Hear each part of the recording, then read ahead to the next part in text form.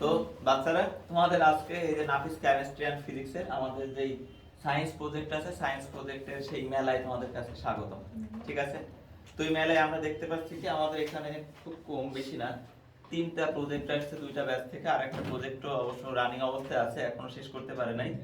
তো এই এই যে প্রথমে আমরা একটা বড় ধরনের একটা প্রজেক্ট দেখতে পাচ্ছি, তাই না? সোলার দিয়ে বানানো, আবার এখানে লাইট সিস্টেম করা, ব্যাটারি দেওয়া। তো অনেকের মাথায় তো আসলে আসার কথা, আমার মাথায় কিন্তু আসছে যে আসলে কি বানাইছে, ব্রিজ স্টেজের মতো দেখা যাচ্ছে, সোলার দিয়ে তো পানিতে দিলে ভেসে যাবে, তাই না? তো এখন এইটাকে জানতে হইলে অবশ্যই কি যে বানাইছে তার কাছেই অবশ্যই জানা লাগবে, তাই না? আমাদেরকে কেন বানাইছে সেটা সৃষ্টিকর্তা জানে, তো এইটাকে কেন কিভাবে বানানো হয়েছে সেটা তার সৃষ্টি যে করছে সেই জানবে। তো চলো আমরা দেরি না করে আমাদের এইটার বানানোর যে সৃষ্টিকর্তা আছে, ঠিক আছে, যে বানাইছে, আমরা তার কাছ থেকে আমরা এর অল ডিটেইলসটা জেনে নিই। তোমরা জানতে ইচ্ছুক না? জি হ্যাঁ, স্যার।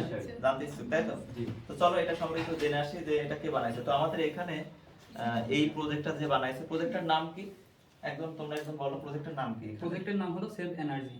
Save energy. তাহলে নামটা তো সবাই বুঝতে পারছি, নামের সাথে অবশ্য সবকিছু কাজ করানো কিন্তু বলে দিচ্ছে যে সেভ এনার্জি, এনার্জিটা অবশ্যই সেভ করা হবে, তাই তো? আচ্ছা, এটা বানানোর উদ্দেশ্য কি ছিল? আচ্ছা, আপনার আপনার পরিচয়টা আগে একটু দিয়ে ফেলাম। আসসালামু আলাইকুম স্যার, আমি মোহাম্মদ তানভীর আহমেদ, নাফিস কেমিস্ট্রি অ্যান্ড ফিজিক্স কেয়ারের একজন নিয়মিত ছাত্র। পড়াশোনা করছি ইন্টার ফার্স্ট ইয়ার, কুষ্টিয়া সরকারি কলেজ। আচ্ছা, তাহলে পরিচয় আমাদের জানা শেষ। এখন আমরা সালমানের কাছ থেকে তার যে ইনভেন্টটা আছে ইনভেন্টটা সম্পর্কে জানবো। হ্যাঁ, তাহলে তুমি তোমার এই ইনভেন্টটা সম্পর্কে একটু বর্ণনা দাও। যে আসলে আমরা যে প্রজেক্টটি তৈরি করেছি, প্রজেক্টের নাম হচ্ছে সেভ এনার্জি। তো নাম শোনার পরে হয়তো মনে প্রশ্ন থাকতে পারে যে সেভ এনার্জি নাম দেওয়ার কারণটা কি। আসলে আমরা লক্ষ্য করলে দেখবো যে ইউরোপ, আমেরিকা, বাংলাদেশ, বিভিন্ন বড় বড় যেসব উন্নয়নশীল দেশগুলো আছে, এমনকি উন্নত দেশগুলো আছে, তো সেখানে অসংখ্য সেতু রয়েছে। সেতুর উপরে দেখা যায় যে প্রায় 10 কিলোমিটার, 15 কিলোমিটার, 5 কিলোমিটার, এমনকি 2 কিলোমিটার এমন বড় বড় সেতু রয়েছে। সেতুর উপরে অসংখ্য ল্যাম্পপোস্ট আমরা দেখতে পাই। তো দেখা যায় যে রাতের বেলা একটা 10 কিলোমিটার লম্বা একটা সেতু, ওই সেতুর উপরে দেখা যাচ্ছে সমস্ত বাল্বগুলো দেখা যাচ্ছে যে জ্বলে থাকে।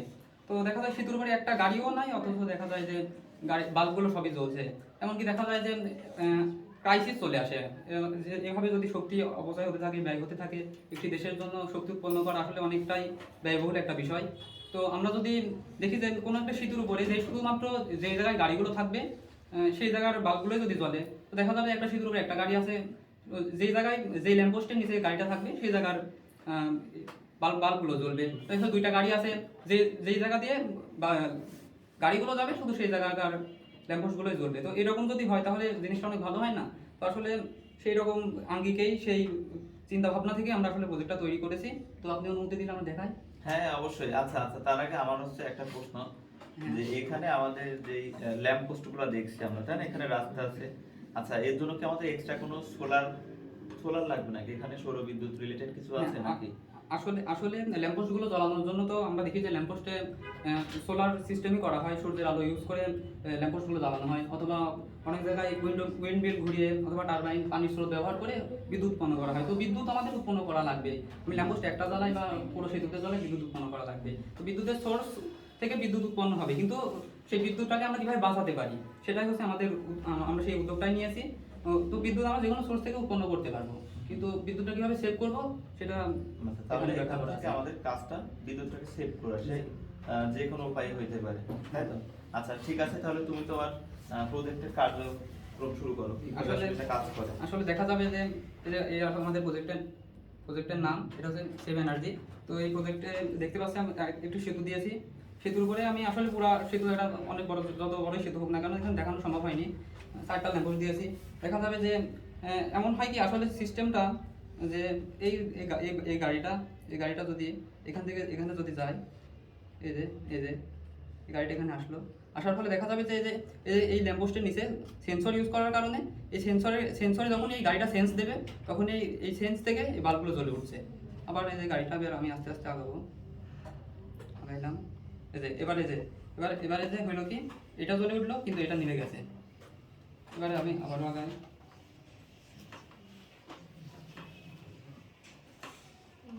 এই যে এবারে দেখো পিছনে 2টা নিভে গেছে, শুধু সামনেটা জ্বলছে। এবার আমি আবারও আগাচ্ছি।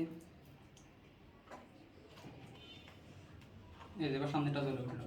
তো এবার আবার আমি যদি আবার ব্যাক করি, এই যে সামনেটা নিভে যাবে, এটা জ্বলবে। আমি আবারও ব্যাক করছি, আসলে সেন্সর একটু প্রবলেম দিচ্ছে। তো এরকম দেখা যায় এভাবে যদি সুন্দর মতো যদি রাষ্ট্রীয় পরিকল্পনায় সুন্দরভাবে ইঞ্জিনিয়ারদের কার্যক্রমে যদি এটা সম্পূর্ণ করা হয়, তাহলে আমার মনে হয় যে খুবই সুন্দর একটা বিষয় হবে, আমাদের দেশের উন্নয়ন হবে, এমনকি পুরো বিশ্বব্যাপী একটা উন্নয়ন সাধন করা যাবে। আচ্ছা, তো এখানে এই সবাই হচ্ছে সালমানের আবিষ্কারটা সম্পর্কে অবশ্যই খেয়াল করছে, তাই না? তো ওর এখানে আমরা কি দেখেছি যে একটা মানে এটা কি মার্সিডিজ না বিএমডব্লিউ, সে ও হচ্ছে একটা বিএমডব্লিউ গাড়ি নিয়ে আসছে, মানে সুন্দর করে। তো সে যাই হোক একটা বাইক টাইক যাই হোক, ঠিক আছে। তো যখনই আমরা দেখছি ওরে আলো জ্বলে উঠছে, ভালো বিষয় তো, দেওয়ার সাথে সাথে এখানে আলো জ্বলে উঠছে, তার মানে এখানে কি অবশ্যই একটা সেন্সর আছে, তাই তো? সেন্সর কি করছে, এটাকে অবশ্যই সেন্স হিসেবে নিচ্ছে, নিয়ে পরবর্তীতে সেটার একটা ফলাফল দিচ্ছে। তো ওই আমাদের যে ক্ষুদ্র বিজ্ঞানী, মানে ক্ষুদ্র তো না, ক্ষুদে বিজ্ঞানী, ঠিক আছে। তো ক্ষুদে বিজ্ঞানের আবিষ্কারটা কিন্তু আসলে অসাধারণ ছিল, তোমাদের কি মনে হয়, তাই না? দেওয়ার সাথে সাথে আলো জ্বলে উঠছে, তাই তো? তো ও কিন্তু একটা ভালো কথাই বলছে। আমরা দেখি যে অনেক সময় ল্যাম্পপোস্টে আলোই জ্বলে না, তাই না? এই যে হরিপুরে যে আছে, আমাদের হরিপুরে এত বড় একটা ব্রিজ আছে কুষ্টিয়ায়, তাই তো? আমাদের এখানে নুসরাত আছে, এই নুসরাত হরিপুরে অনেক সন্ধ্যাবেলা তো ওই রাস্তাতে কখনো গেছো? আলো কি সবসময় জ্বলে? সব কয়টা জ্বলে না। তো তখন দেখা যায় কি যে সন্ধ্যার দিকে হয়তো কারো সমস্যা আছে, এই সমস্যা আছে। এটা আর একটাই কারণ, সেটা লাইটটা অনেকক্ষণ জ্বলে থাকার কারণে কি হয়, হয় সেটা নষ্ট হয়, অপচয় হয়, একটা না একটা সমস্যা থেকে যায়, পরে ওই বাল্বটা মনে করো কেটে যায়, ঠিক আছে। আর এখানে একটা দেখো, ও যখনই মনে করো যে এখানে যাচ্ছে তখনই কিন্তু লাইটটা জ্বলছে। আর রাস্তাতে যখন যাবে গাড়িগুলো তো অবশ্যই দলাদলি মানে চলাচল করবে, তার মানে লাইটটা ততক্ষণ কি করবে, জ্বলতেই থাকবে, ঠিক আছে।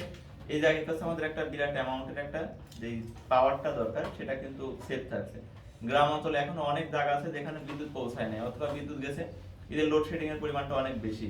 তো সেই সব জায়গায় কিন্তু আমরা মনে করি চাইলে এই সেন্সর টাইপের বিভিন্ন রকম জিনিস ইউজ করতে পারি, তাই তো? আচ্ছা, তো এখানে সালমান, তোমার এই যে এই সুন্দর আবিষ্কারের পেছনে কি তোমার একার হাত ছিল নাকি আর কেউ আছে? জি, আসলে পরিকল্পনাটা আপনি যখন বলেন তখন থেকেই চিন্তা ভাবনা আমাদের। তো তখন থেকে আমরা আসলে ভাবলাম যে একটা অন্তত আমাদের হাইড্রোজেন গ্যাস থেকে একটা প্রজেক্ট সাবমিট করব। তো আমরা তখন আমি আমার যে রাব্বি আছে, এই যে রুমের জান্নাত এবং আছে সাবিরা, এটা মেইনলি এরা 5 জন, এবং আমাদের হাইড্রোজেন গ্যাসে যারা আছে সবাই মিলেই আমরা মানে তোমাদের এই ক্রেডিটটা হচ্ছে পুরোটা হাইড্রোজেন গ্যাসকে দিয়ে যাচ্ছে, তাই তো? হ্যাঁ, নাফিস কেমিস্ট্রি এন্ড ফিজিক্স কেয়ারে আছে হাইড্রোজেন গ্যাস। আচ্ছা, ঠিক আছে। তো এই তোমরা তোমাদের পরিচয় একটু দিয়ে ফেলো। আমরা যেহেতু ওরাই আসলে শোনো পুরো ক্রেডিটটা দিয়েছিল হাইড্রোজেন গ্যাসকে, এজন্য ওদের জন্য একটা ছোট তালি হয় না? আচ্ছা, তারপরে আরেকটা বিষয় কি, যেহেতু ওরা পুরো 5 জনের গ্রুপ মিলে এটা বানাইছে, অবশ্যই আমাদের বিজ্ঞান এগুলোর নাম, তারপর আমাদের পরিচয়টা জানা উচিত, তাই না? আচ্ছা, তো তুমি একটু তোমার পরিচয়টা একটু প্লিজ। আসসালামু আলাইকুম, আমার নাম মাহমুদ হাসান রাব্বি, আমার বাসা মেহেরপুর। আমি কুষ্টিয়া ইসলামী কলেজের ছাত্র। আমি নাফিস ফিজিক্স অ্যান্ড কেমিস্ট্রির একটা নিয়মিত ছাত্র। আমি প্রজেক্টটা বানাতে সামান্য একটু সাহায্য করেছি। যদি প্রজেক্টটা ভালো লাগে অবশ্যই আপনারা আপনার নিজের উদ্যোগে আপনারা মানে দেশের উন্নয়নের জন্য অবশ্যই আপনারা এইসব চিন্তা ভাবনা মাথায় রাখতে হবে আমাদের। এগুলা ধন্যবাদ। আসসালামু আলাইকুম, আমার নাম আব্দুল্লাহ মামুন রুমেল। আমি ইসলামা কলেজের স্টুডেন্ট, আমার বাসা মেহেরপুর। আমি নাফিস কেমিস্ট্রি অ্যান্ড ফিজিক্স ইয়ারের একজন নিয়মিত ছাত্র। তো আমি আমার ফ্রেন্ড সবাই মিলে এই প্রজেক্টটা বানিয়েছি। যদি ভালো লাগে চেষ্টা করবেন কোনো সময় বাসায় বানানোর জন্য, বা সততাভাবে চলবেন, এই আর কি। আমার নাম নূরে সাদাতিয়া, সবাই আমাকে সাবিরা বলে চেনে। আমি কুষ্টিয়া গভর্নমেন্ট গার্লস কলেজে ইন্টার ফার্স্ট ইয়ারের একজন ছাত্রী। আমি নাফিস স্যারের নাফিস ফিজিক্স অ্যান্ড কেমিস্ট্রি কেয়ারে একজন নিয়মিত ছাত্রী। তো আমি স্যারের এই প্রজেক্টটা বানাতে আমি আমার গ্রুপকে সাহায্য করেছি, বেশি কিছু করিনি। তবে কালকে ওরা এখানে প্রজেক্টটা নিয়ে এসেছিল, আমি ওদেরকে যতটুকু পেরেছি সাহায্য করেছি, প্রজেক্টটির সান্নিধ্যে আসতে পেরেছি, এটাতেই আমার অনেক।